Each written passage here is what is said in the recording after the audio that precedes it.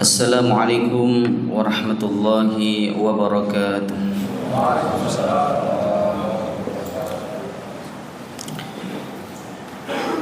Alhamdulillah, alhamdulillahi rabbil alamin.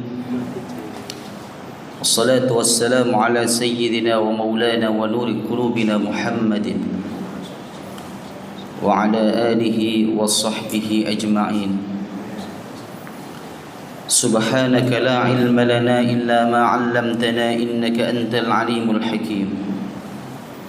اللهم افتح علينا فتوح العارفين واجعل أعمالنا خالصة لوجهك الكريم برحمتك يا أرحم الراحمين.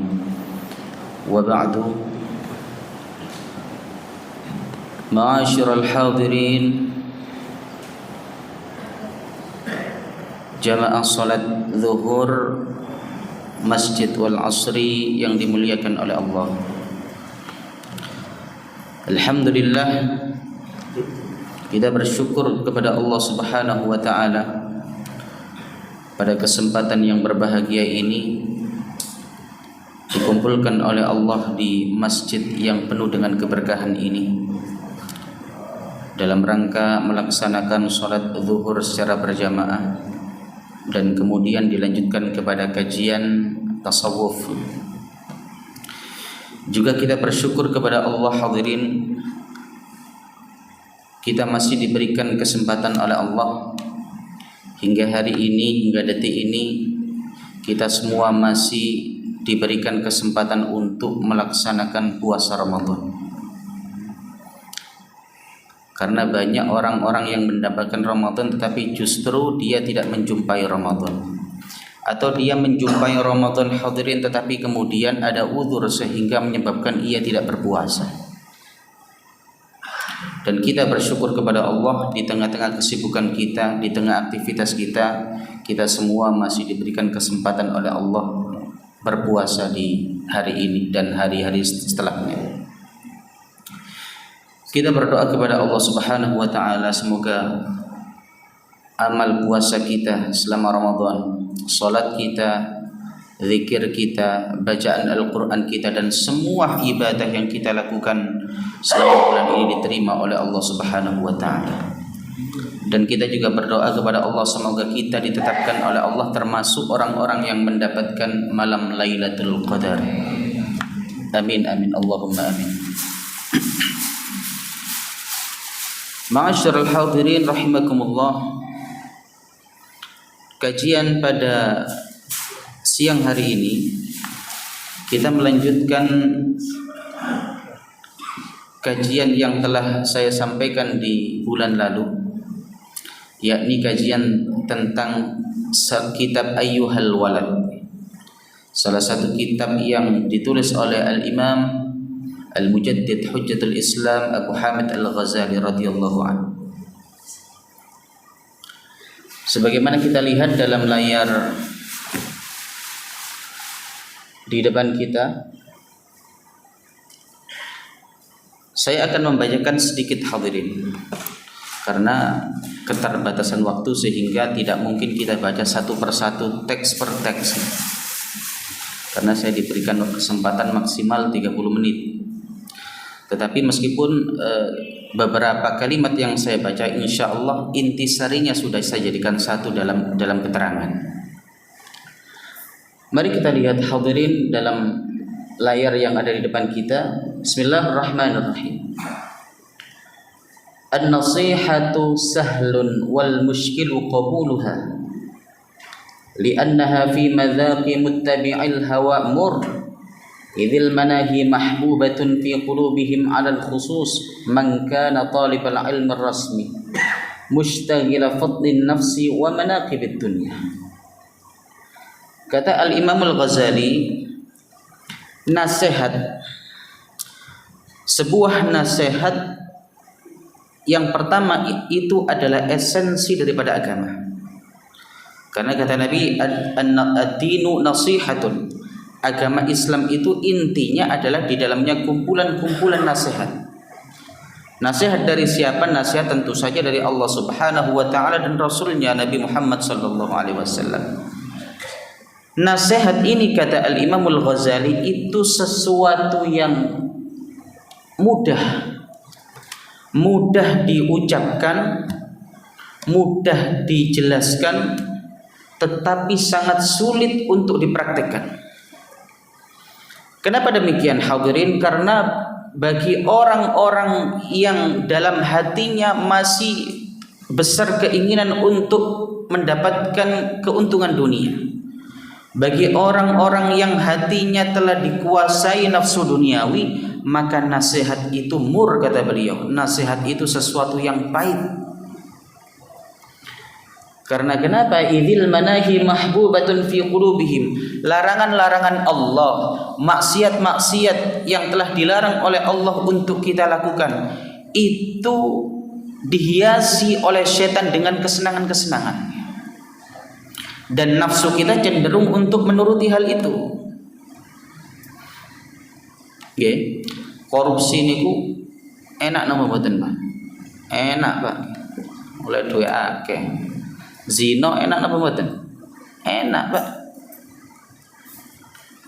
Kemudian segala maksiat-maksiat itu memang bungkusnya adalah kenikmatan, kesenangan, dan itu disukai oleh nafsu.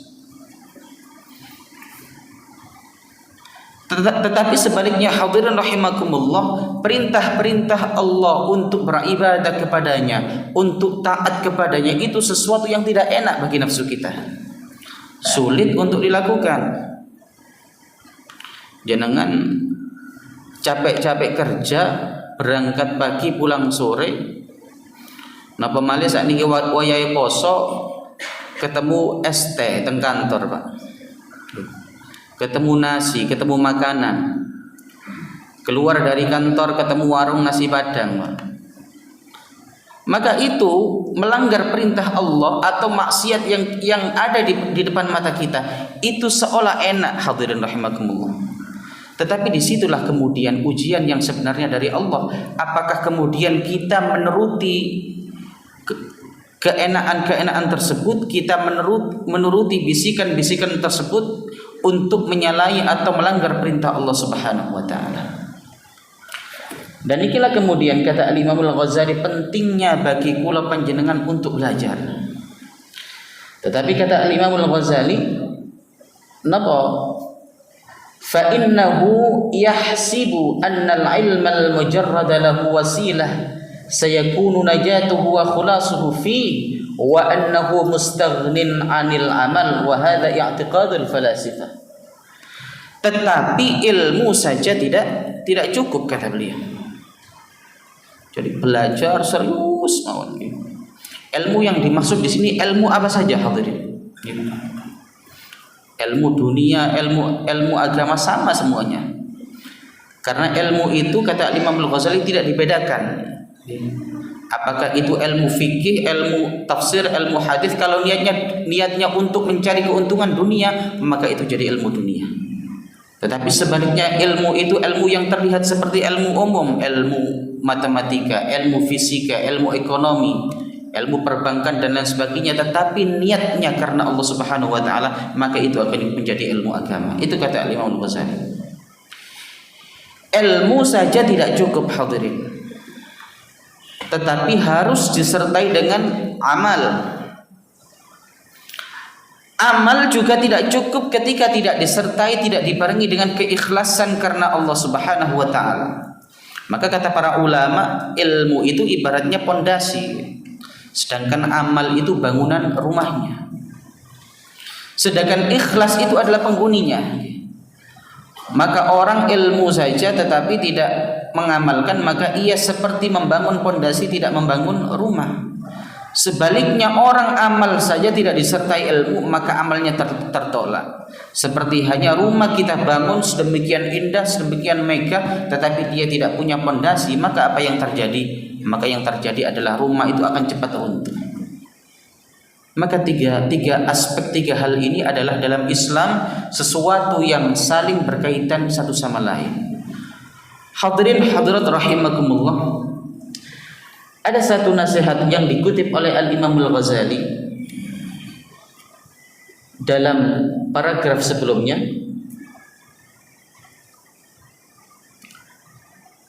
Di situ disebutkan beliau menukil sabda Nabi Muhammad sallallahu alaihi wasallam.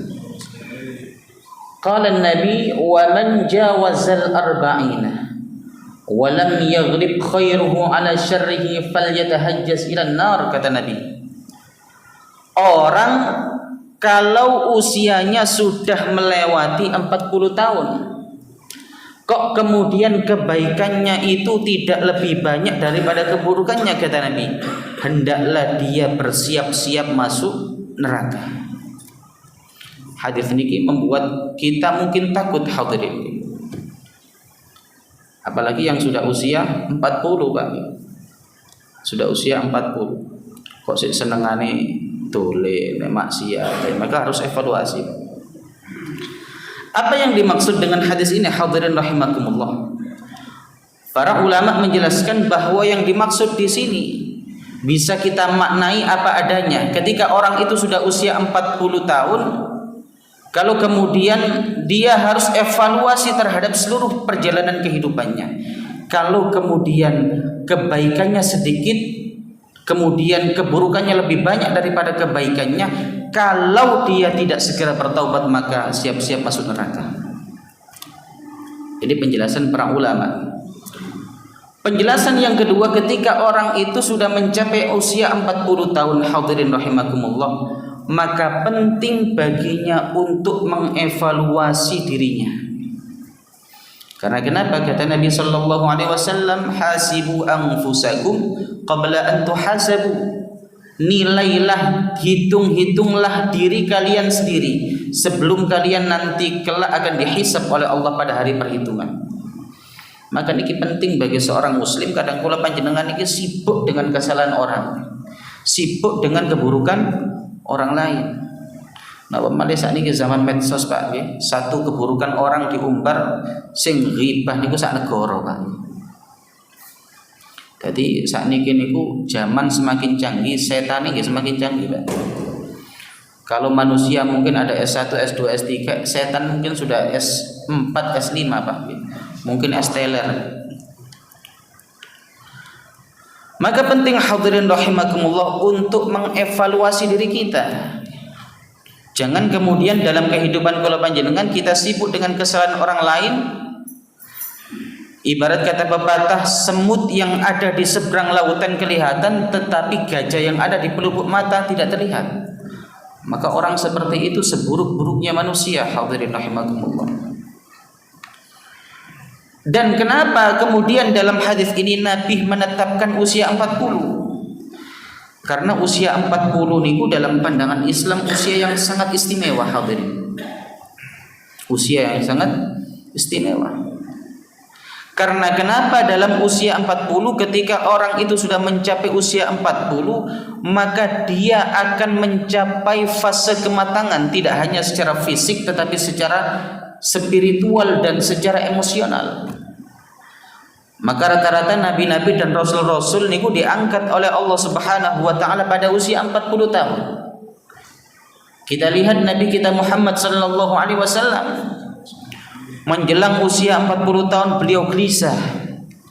Gelisah karena memikirkan diri beliau sendiri. Yang pertama, memikirkan keluarganya ia. Yang terpenting adalah beliau memikirkan masyarakatnya pada waktu itu. Kok masyarakatku saat itu, kata Nabi sallallahu alaihi wasallam, seperti berada dalam lembah kebinasaan. Mereka menyembah patung, menyembah berhala, menyembah jin, menyembah setan, dan hal-hal yang semestinya bukan Tuhan mereka pertuhankan. Lalu kemudian Rasulullah sallallahu alaihi wasallam menyendiri bertahanuf di gua Hira. Gua Hira niku masyaallah hadirin, kecil guanya. Kula kemarin alhamdulillah ketika umroh coba naik. Niku naiknya bisa sekitar 300 meter. Dan gua Hira niku yang awalnya saya kira besar, hadirin, ternyata kecil sekali. Hanya cukup untuk dimasuki 2 orang mawon. Kita bayangkan Rasulullah sallallahu alaihi wasallam pada usia yang sudah mencapai 40 tahun, kemudian karena kegelisahan hati beliau melihat keadaan kaumnya, kemudian Rasulullah sallallahu alaihi wasallam menyendiri dan bertahan di Gua Hira. Kenapa demikian? Karena pada usia 40 tahun itu adalah usia kematangan seseorang. Maka kalau orang sudah mencapai usia 40 tahun kok tidak ada perubahan bagi dirinya, tidak ada progres baik untuk menjalani ke depannya, maka niku naudzubillah min dzalik. Wis 40 tahun sudah di atas 40 tahun maksiatnya semakin menjadi. Nek terus yang Jawa niku tua-tua keladi, Pak. Tua-tua keladi, makin tua makin jadi. Maka ini penting hadirin. Lalu kemudian hadirin rahimakumullah, apa resep yang diberikan oleh Al-Quran? Tips yang diberikan oleh Al-Quran, tips yang diberikan oleh Allah Subhanahu wa Ta'ala bagi hamba-hambanya, bagi kula panjenengan yang telah mencapai usia 40 tahun. Maka ini dijelaskan dalam surah Al-Ahqaf ayat 15. Dalam penggalan terakhir ayat itu Allah Subhanahu wa Ta'ala berfirman, hatta idza balagha ashuddahu wa balagha 40 sanah qala rabbi auzi'ni. Hingga ketika seseorang itu telah mencapai usia kematangan, kata Allah Subhanahu wa Ta'ala, ketika seorang hambaku telah mencapai usia kematangan, yakni usia 40 tahun, maka ada 4 hal yang harus dia lakukan kalau dia ingin bahagia kehidupannya, bahagia di dunia dan bahagia di akhirat. Yang pertama, hendaklah dia meminta atau berdoa kepada Allah, an ashkura ni'mataka allati an'amta alaihi. Ketika orang itu mencapai usia 40 tahun, kalau dia ingin bahagia, maka yang pertama yang harus dilakukan adalah memperbanyak syukur kepada Allah Subhanahu wa Ta'ala. Artinya mboten banyak keinginan hadirin. Nek sampun usia 40 tahun keinginannya sudah boleh punya keinginan, tetapi sudah jangan menjadikan dunia itu sudah menjadi motivasi, Pak. Karena dunia ini mboten tidak ada habisnya, Pak. Orang-orang yang korupsi itu rata-rata orang tidak punya apa orang kaya, Pak. Orang kaya, Pak. Rata-rata harta mereka mungkin em-eman, tetapi mereka masih korupsi. Karena kenapa? Itulah sifat dunia. Sudah punya rumah 1 ingin rumah 2. Sudah punya rumah 2 ingin rumah 3. Sudah punya 1 mobil Avanza pengen lebih bagus lagi, Pak. Innova, Pak. Innova sudah punya pengen lebih bagus lagi Pajero, Pak. Sudah punya 1 Pajero pengen punya 2. Sudah punya istri pengen nambah istri, Pak. Ya itulah sifat dunia, Pak. Dan orang ketika kemudian tidak mau mengerem hatinya terhadap dunia hadirin, maka dunia itu akan membinasakannya. Maka hati-hati hadirin ketika sudah mencapai usia 40. Panjenengan mungkin ada yang sudah 40, tetapi ini bukan jaminan, Pak. Kadang banyak orang itu meninggal sebelum usia 40. Seumur 20 pagi sehat, sore sudah mati, Pak. Yaitu memang karena usia itu tidak ada yang tahu kecuali hanya Allah Subhanahu wa Ta'ala. Kata Nabi sallallahu alaihi wasallam, a'maru ummati baina 60 ila 70 wa aqalluhum yujawwizu dzalik. Umur umatku itu rata-rata antara 60 sampai 70 dan sedikit yang bisa melewati itu. Itu rata-rata, Pak. Yang tidak sampai 60 juga banyak.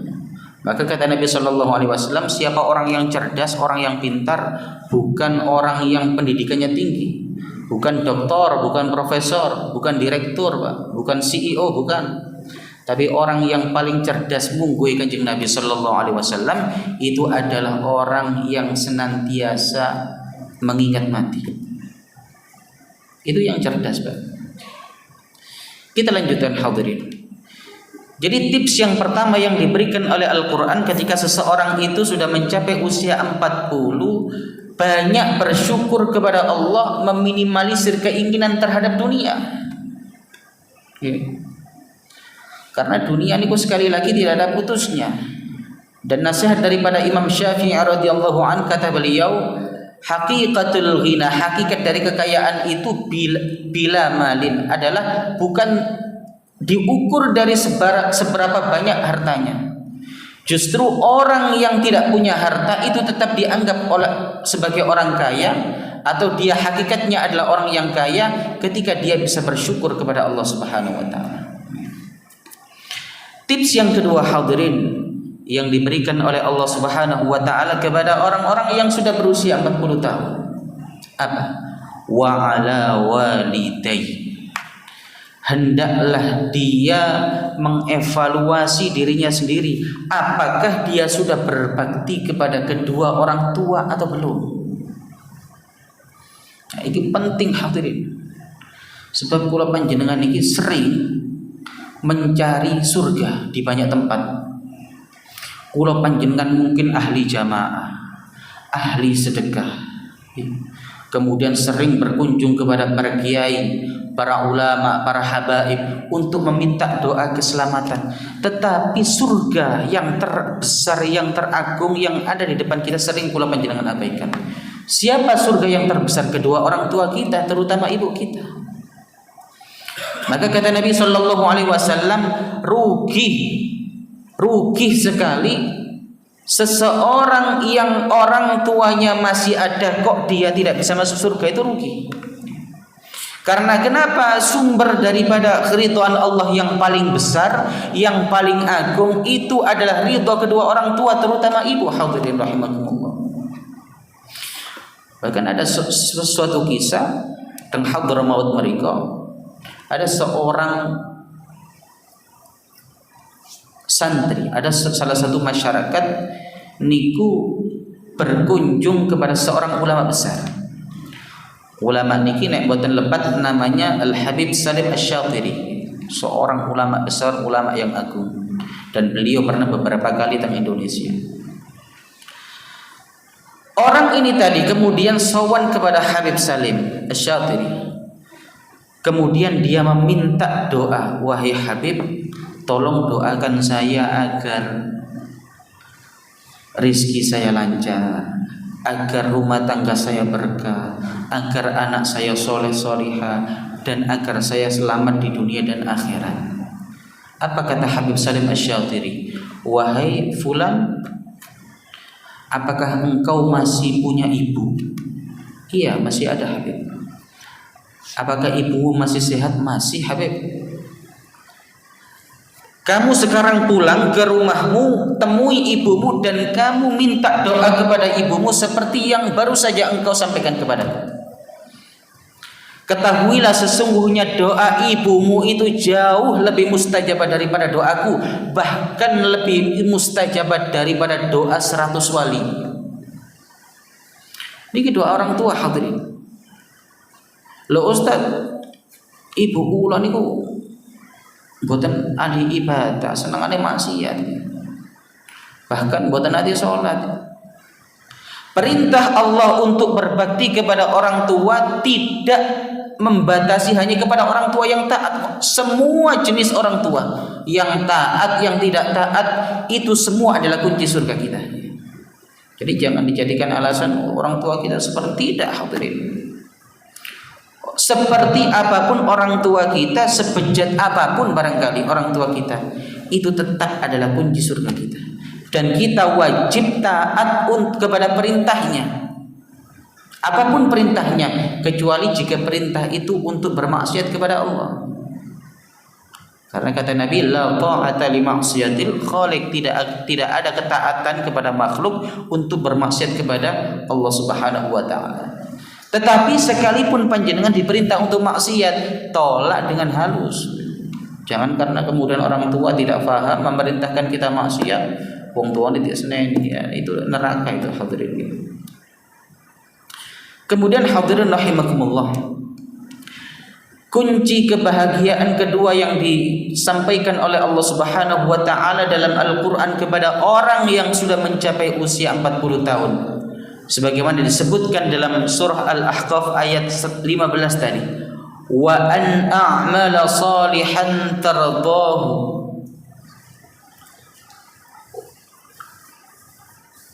wa an a'mala salihan tardah, hendaknya lah dia memperbanyak amal kebaikan. Oke, karena sekali lagi kita tidak akan tahu kapan kula panjenengan ini kapundhut. Maka para ulama sering kali memberikan nasihat. Jadi orang hidup itu kalau ingin hidupnya bahagia, jangan terlalu banyak panjang angan. Kita kula panjenengan ini kadang-kadang mikir itu kan panjang. Bulan besok saya mau apa, tahun besok saya mau apa, selesai S1 lanjut S2, selesai S2 cari kerja, merintis bisnis, hingga kita mentargetkan pada usia 35 semisal kita sudah menjadi orang yang sukses. Padahal boleh jadi usia 25 kita sudah diambil oleh Allah, boleh jadi. Maka jangan panjang angan hadirin, men-setting atau memprogram kehidupan itu boleh. Karena itu tanda kita sebagai orang yang serius dalam menjalani kehidupan ini. Tetapi kita jangan terpaku di situ. Fokus utama kita adalah pada hari yang kita jalani sekarang. Kalau panjenengan saat ini masih diberikan oleh Allah kesempatan untuk hidup di hari ini, maka jalani hari ini dengan semaksimal mungkin. Jangan menunda-nunda amal baik. Oke. Karena kenapa? Kita tunda besok kita tunda besok. Nanti malam ketika mau tidur, sudahlah aku mau tobat besok saja. Ternyata malam itu adalah tidur terakhirnya. Maka kata Imam Ibnu Athaillah menasihati kita napa? Ihalatuka a'mal ala wujudil faragh min ru'unatin nafs. Menunda-nunda amal kebaikan untuk menunggu waktu lain yang lebih luang itu termasuk tanda-tanda bodohnya seseorang. Kemudian hadirin rahimakumullah, tips selanjutnya terhadap orang-orang yang sudah mencapai usia 40 tahun itu adalah wa adkhilni bi rahmatika fi ibadikas sholihin. Hendaklah dia mencari komunitas yang baik, berkumpul dengan orang-orang yang soleh, mencari teman-teman yang soleh. Karena kenapa? Kata Nabi, ar-rajul ala dini khalilihi. Seorang laki-laki, agama seorang laki-laki itu tergantung daripada agama kawan-kawannya. Kalau dia memilih kawan yang baik, maka dia insya Allah akan jadinya baik. Sebaliknya ketika dia memilih kawan yang tidak baik, maka jadinya akan tidak baik. Maka Rasulullah SAW mengibaratkan perumpamaan teman yang baik dengan yang tidak baik itu seperti penjual minyak wangi dan penjual pandai besi. Jadi penjual minyak wangi niku kalau kita bergaul dengan mereka minimal kula panjenengan niki kenek wangi nih. Atau kalau kita lebih untung lebih banyak kita akan diberikan minyak wangi oleh dia. Tetapi kalau kita berkumpul dengan orang penjual pandai besi, setiap hari gebukin apa? Besi. Membakar besi, maka kita akan kena panasnya hadirin. Maka itu pentingnya kemudian kula panjenengan mempersiapkan diri atau mengevaluasi kehidupan kita ketika sudah mencapai usia 40 tahun untuk memilih teman yang baik. Dan yang terakhir adalah wa aslih li fi dzurriyyati. Hendaklah dia mengkader keturunan-keturunannya agar menjadi orang-orang baik. Caranya bagaimana hadirin? Seimbang antara ilmu dunia dan ilmu akhirat. Maka di mana-mana banyak orang itu yang menyesal, Bang. Mendidik anaknya hanya mikir dunia mawon. Seluruh pendidikannya dari kecil sampai besar difokuskan kepada dunia. Apakah tidak boleh? Boleh hadirin, tetapi diimbangi dengan akhirat. Diajari ngaji, kemudian diajari kewajiban-kewajiban dalam agama, rukun iman, rukun Islam, kemudian diajari cara beribadah yang baik. Kenapa? Itu adalah aset panjenengan. Aset panjenengan itu bukan aset uang panjenengan yang kemudian jenengan kumpulkan untuk mengembangkan, merintis ataupun mengembangkan bisnis. Itu adalah aset dunia hadirin. Aset yang paling utama itu anak, Pak. Nopo kalau anaknya soleh, kalau anaknya soleh, bisa ngaji, bisa baca Al-Quran, jenengan nanti ketika tidak ada, ketika sudah dipundhut oleh Allah, maka harta yang paling berharga itu adalah seorang anak yang setiap hari mendoakan orang tuanya. Apa doanya? Allahumma ghfirli wa liwalidayya. Ya Allah, ampunilah dosaku dan dosa kedua orang tuaku. Maka itu adalah hakikat aset niku anak yang soleh. Hadirin hadirat rahimakumullah.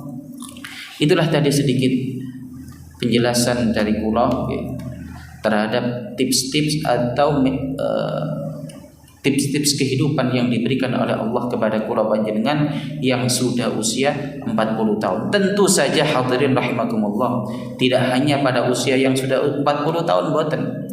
Hakikat daripada resep-resep yang diberikan oleh Allah, nasihat-nasihat yang diberikan oleh Allah dalam ayat surah Al-Ahqaf ayat 15 tadi adalah kepada setiap orang muslim berapapun usianya.